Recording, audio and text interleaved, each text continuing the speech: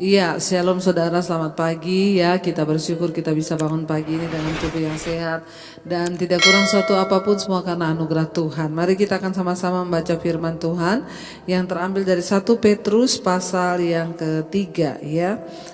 Iya, 1 Petrus pasal yang ketiga, saya akan ambil dari ayat yang ke-13 mulai.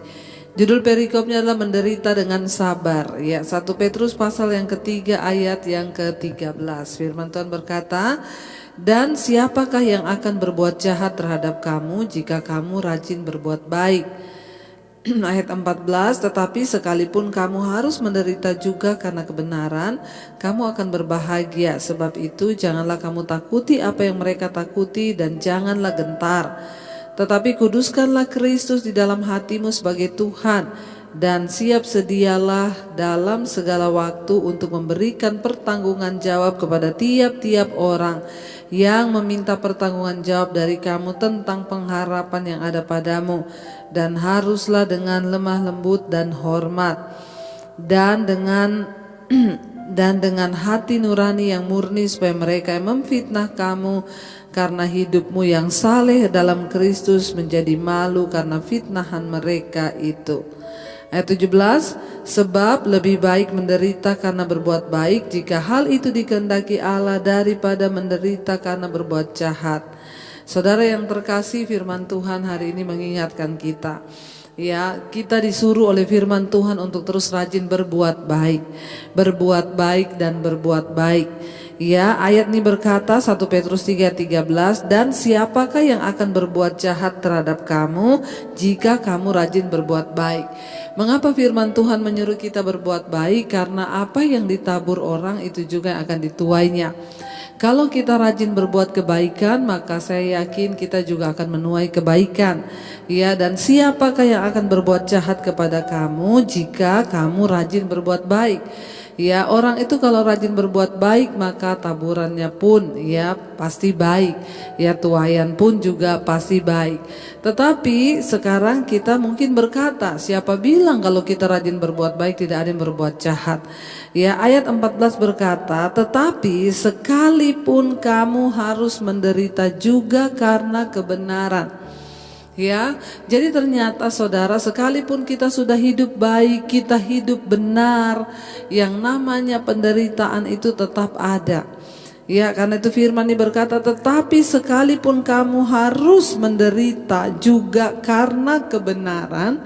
Ya, jadi kita mari menyadari dan kita tanamkan hal ini dalam pikiran kita, bahwa sekalipun kita hidup benar, kita hidup baik, yang namanya penderitaan itu pasti ada. Ya, ayat ini berkata, "Tetapi sekalipun kamu harus menderita juga karena kebenaran, kamu akan berbahagia." Ya, jadi orang itu kalau menderita karena kebenaran itu berbahagia. Ya, sekalipun kita ini benar, pasti ada yang akan melakukan yang jahat kepada kita. Dan kalau kita menderita karena kebenaran, firman Tuhan berkata, kamu akan berbahagia. Ya, mari kita sama-sama menyadari saudara, bahwa dalam hidup ini sudah sebaik apapun kita, tetap aja ada orang yang tidak suka. Sebaik apapun kita, tetap ada aja orang yang memfitnah kita. Tapi firman Tuhan berkata, bagi setiap kita yang sedang mengalami itu, saya sudah berbuat baik bu kepada suami, saya sudah berbuat baik kepada ya saudara saya sudah berbuat baik kepada sahabat saya, tapi kenapa balasannya begini? Enggak apa-apa, karena firman Tuhan berkata kita akan berbahagia jika kita menderita karena kebenaran. Ya, sebab itu janganlah kamu takuti apa yang mereka takuti, dan janganlah kamu gentar. Ya, saudara, karena itu cara berpikir atau konsep kita harus berbeda dengan konsep orang dunia. Ya, orang dunia banyak menakuti hal-hal yang ya terjadi di sekelilingnya, tetapi kita anak Tuhan, firman Tuhan berkata jangan takuti apa yang mereka takuti. Terlebih-lebih hari-hari ini banyak orang sedang menghadapi ketakutan akan kematian, takut dengan virus corona. Kita harus benar-benar percaya bahwa Tuhanlah yang berdaulat atas hidup kita. Kalau belum waktunya kita mati, ya enggak mati saudara. saudara.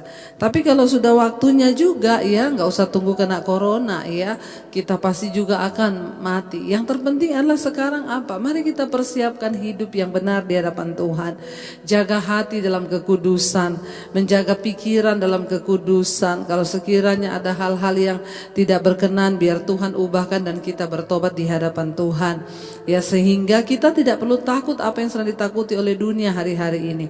Kita nggak perlu takut apa yang ditakuti oleh orang-orang banyak hari-hari ini, karena firman Tuhan berkata, ya jangan takut dengan apa yang mereka takuti dan janganlah kamu gentar, kata firman Tuhan ya. Mari kita sungguh-sungguh berserah kepada Tuhan. Sekalipun mungkin saat ini kita harus membayar harga menderita karena kebenaran, bayarlah harganya sebab kita akan berbahagia. Ayat yang ke-15, tetapi kuduskanlah Kristus dalam hatimu sebagai Tuhan dan siap sedialah pada segala waktu untuk memberikan pertanggungan jawab ya kepada tiap-tiap orang yang meminta pertanggungan jawab dari kamu tentang pengharapan yang ada padamu. Saudara yang terkasih, yang terpenting hari-hari ini apa? Kita nggak usah takut, nggak usah gentar dengan apapun. Tetapi yang terpenting adalah kuduskanlah Kristus di dalam hatimu sebagai Tuhan. Apa yang perlu kita lakukan hari-hari ini? Mari kita menguduskan Kristus dalam hati dan hidup kita. Mari kita mau taruh Kristus dalam hati kita, dalam hidup kita pada prioritas yang pertama. Kita mau taruh Yesus pada prioritas yang pertama di hidup kita, sehingga kita dapat berkata, Tuhan Engkau segala-galanya bagiku. Ya Tuhan, Engkaulah Tuhanku, Engkaulah Allahku, Engkaulah Juru Selamatku ya. Mari kuduskanlah Kristus dalam hidupmu, dalam hatimu sebagai Tuhan ya, dan siap sedialah pada segala waktu untuk memberi pertanggungan jawab kepada tiap-tiap orang yang meminta pertanggungan jawab dari kamu tentang pengharapan yang ada padamu. Tugas kita sebagai orang percaya, orang Kristen, yaitu kita harus siap memberikan pertanggungan jawab terhadap pengharapan dan iman kita pada Tuhan. Karena itu saya selalu berkata, kalau ada orang yang bertanya ya tentang imanmu, tentang pengharapanmu, engkau harus siap. Makanya semua orang Kristen harus memahami firman. Semua orang Kristen harus tahu firman supaya kita bisa memberikan pertanggungan jawab terhadap pengharapan dan iman kita. Mari kita sungguh-sungguh percaya saudara bahwa Dia Tuhanlah yang akan memberikan kita hikmat untuk memberikan pemahaman kepada orang. Roh Kudus yang akan mengurapi kita, tetapi tanggung jawab kita adalah siap sedia memberikan pertanggungan jawab terhadap iman kita kepada semua orang, pengharapan kita kepada semua orang yang meminta. Makanya saya selalu bilang, jangan kalau ada teman yang pengen kenal Tuhan Yesus, saudara WA. Banyak yang masih WA ke saya, Bu Debi, teman saya ini lagi tanya-tanya soal Tuhan Yesus. Saya kasih nomor ibu ya, coba. Ya saudara, ya kalau saudara ketemu orang, ketemu teman yang tanya tentang Tuhan, saudaralah yang harus menjawab. Sekarang banyak ya saudara bisa belajar. Misalnya saudara mau bicara mau tentang apa iman, saudara cari di Google Map, itu banyak ya pembahasan tentang iman yang saudara bisa kasih tahu. Dan yang terpenting adalah saudara harus memiliki pengalaman pribadi bersama dengan Tuhan, hubungan pribadi, sehingga saudara juga bisa menjelaskan itu kepada orang. Firman ini berkata saudara begitu ya. Ayat yang ke-16 berkata, ya dan dengan hati nurani yang murni supaya mereka yang memfitnah kamu karena hidupmu yang saleh dalam Kristus menjadi malu karena fitnahan mereka itu. Jadi walaupun kita difitnah orang ya, tapi kalau kita ini punya hidup yang dapat dipertanggungjawabkan ya, kita hidup dalam pertobatan, nanti juga mereka sendiri akan malu karena fitnahan yang mereka berikan kepada kita. Baik saudara, kita akan lanjutkan besok ya, ayat ini masih panjang, tapi saya berdoa supaya kita semua mengerti bahwa sekalipun kita menderita karena kebenaran, percayalah kita akan berbahagia karena perbuatan kita.